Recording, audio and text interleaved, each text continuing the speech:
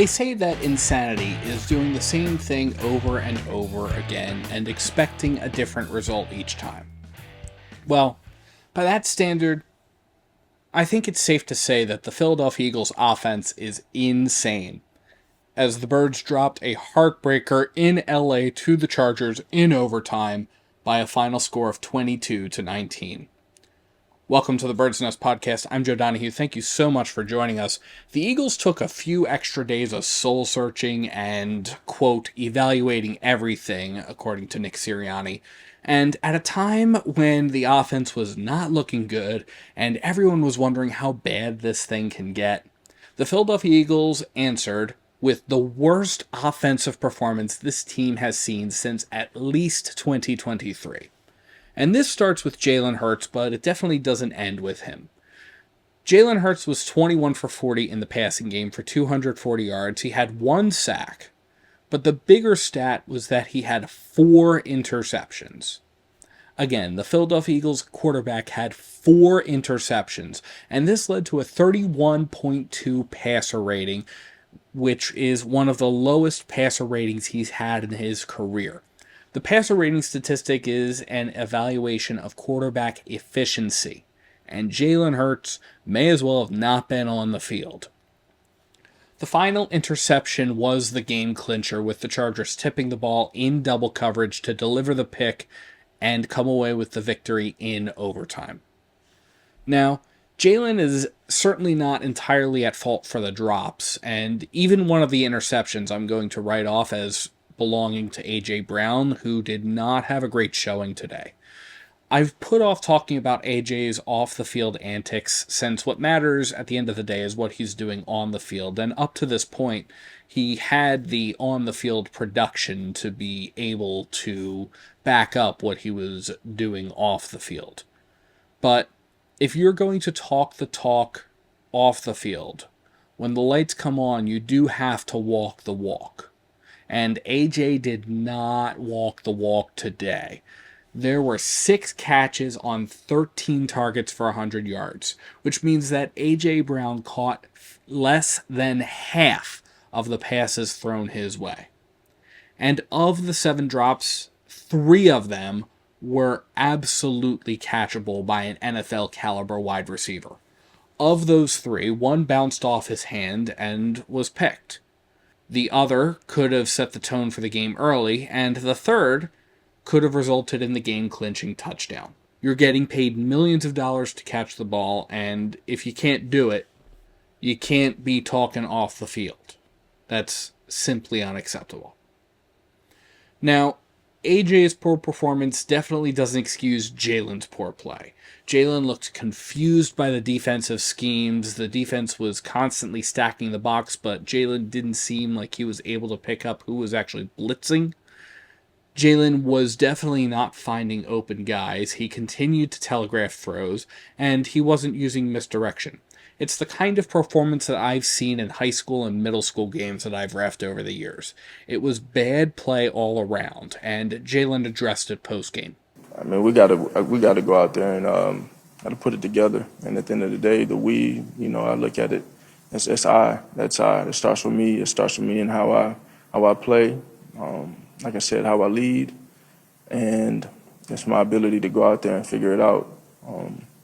There's no excuses. I know, again, all that's subjective in terms of how you look at it. Is it, obviously we always feel like we got a chance, but we just got to come together and find ways to win, and I have to find a way to win. And the thing about the bad offensive performance is it really does erase some of the good things that we were seeing over the course of this game. Notably in the run game with Saquon Barkley, who had a great game against a defense whose biggest weak spot was, in fact, the run game. 20 carries for 122 yards from Saquon, including a 52-yard touchdown off of a fake tush push. Saquon had a great game today, but most of his production came during the first half of this game. Saquon had just 7 carries in the second half of the game, including where that 52-yard touchdown occurred. And that brings me to the second part of this. I don't think that the bad decisions that Jalen's making right now are entirely separated from the uninspired offensive scheme that's being dialed up for these games, especially since the bye. And that starts with the coaching staff.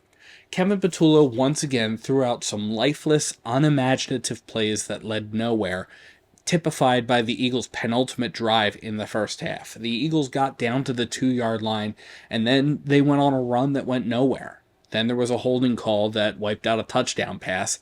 Then the Birds threw two incompletions and they settled for a field goal. When you get down to first and goal at the 2, if you come away with anything other than a touchdown, that is a waste of a drive. And the Eagles absolutely did that. And that was not okay. That was very bad play calling and very bad mistakes by the offense in a schematic level. Certainly the holding call on Jordan Mailata was not helpful, but the Eagles once again got themselves into a second and long, third and long situation, and they haven't seemed to be able to recover from those. The Eagles' play calling is not suited for that. But it's more than just bad play calling. On one of Jalen's interceptions, the defender who cut off the curl route was doing that all season, and it's on film. So you prep for those kinds of things at the coaching level, and the Eagles definitely seemed woefully underprepared for that. Now, look, I can't say that I'm seeing what effort these guys are putting out at practice since I'm not there every day. I can't say that I'm seeing what's going on in the team meetings or how they're preparing for this kind of stuff. But these are the things that you would expect them to have worked out when you get to game day, and especially when you've had extra days to prepare for this team. Instead, you have a Philadelphia Eagles team that seems like they're a deer in the headlights when it comes to what defenses are throwing at this team. And you have problems that we've been seeing over the course of this season. The problems that are being identified are not new. Poor route designs, guys not getting open, that's been plaguing this team all year with no sign of getting better. And ultimately, when you're not coaching guys to be able to get open, or you're not coaching your quarterback to be able to find the open receiver, which happened on a number of times where Jalen had open guys and he wasn't able to find them. That's an issue for the coaching staff to address. Now, this led once again to the defense being called upon to keep this team in it. And they did. The defense did everything possible. After a really scary first drive where the Chargers went down the field and scored a touchdown in 6 plays, went 80 yards on that first drive, the defense was able to rise to the occasion. Justin Herbert, when you look at the stat line, wasn't a whole lot better than Jalen Hurts. With a broken left hand that was taped up all game, Herbert went 12 for 26 for 139 yards, sustained a whopping 7 sacks, threw a touchdown, and threw a pick. And he also lost a fumble. The Eagles kept him from being stellar in the passing game. The Eagles were also able to force a second fumble in the game. This led to a situation where the Eagles and the Chargers combined for 5 turnovers in 11 plays by both teams.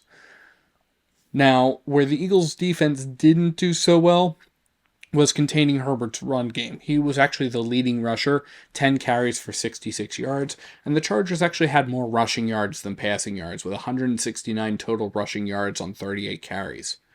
The defense also missed a few additional sack opportunities, and they definitely failed to contain Herbert, who, before being contacted, typically was a statue, but once he had contact, or once he was flushed out of the pocket, he was able to take off. And this definitely was not a good look for the defense, and it led to the Chargers converting on third downs quite a bit late in the game. The Chargers did finish 7 for 19 on third downs, but most of that came in the second half or in the overtime period. So there were definitely concerns about the defense, but while those concerns are present, the defense did turn it around quickly and really did everything that they could to give the Eagles' offense opportunities to stay in and win. But the offense really could not figure it out. And this game was typified by one of Jalen Hurts' interceptions. This interception was very early on. It was fumbled by the Chargers, and Jalen Hurts recovered it. Now, the correct move on this kind of a situation is to fall on the football and give yourself up. Why? Because you get a fresh set of downs and you count your blessings. You get the ball back. Ultimately, no harm, no foul. Instead, what Jalen does is he tries to fight for extra yards that he didn't really need. And what that led to was him fumbling the ball back to the Chargers, and the Chargers were able to pick up a few extra yards and ultimately were able to get a field goal out of that disaster. So this game was an offensive nightmare. But Nick Sirianni, when asked after the game about changes that needed to be made, said that he was going to stay the course. Yeah, we'll stay the course. We'll just keep grinding it out and get ourselves out of this little hole that we're in. So at this point, the Philadelphia Eagles are very quickly losing the confidence of their fan base. They have a few very winnable games over the next 4 weeks. They have short rest against the Raiders, 2 games against the Commanders, including the season finale. They do have a game against the Bills, which is probably going to be the biggest challenge of this final stretch of the season. But the Philadelphia Eagles have to find a way to turn around this performance, because while Nick kept using the phrase uncharacteristic a few times in his press conference, this is starting to become very, very typical. And doing the same thing week in and week out will absolutely allow defenses to catch you. You have to stay one step ahead in the National Football League, or you're going to be left in the dust. And while it is still very likely the Eagles will make the playoffs, the way this team is playing, they're not cut out for the postseason action. And having lost 3 in a row for the first time since 2023, the Philadelphia Eagles are really, really hoping that this is not going to be a repeat of that season. Because that season was a true disaster. And we don't want to live through that again. But as always, let me know what you think in the comments below. What were your thoughts about the game? What did you see that stood out to you? Were there any positives that came out of this game? What concerns do you have? Let me know. And thank you so much to everyone for tuning into the Bird's Nest Podcast. You can support the Bird's Nest Podcast by liking and subscribing to Bird's Nest Media right here on YouTube, as well as by sharing to your social media pages. You can also find us on SoundCloud, iTunes, Amazon Podcasts, Spotify, the Odyssey app, and iHeartRadio. Please visit birdsnestmedia.com for additional Eagles and NFL coverage.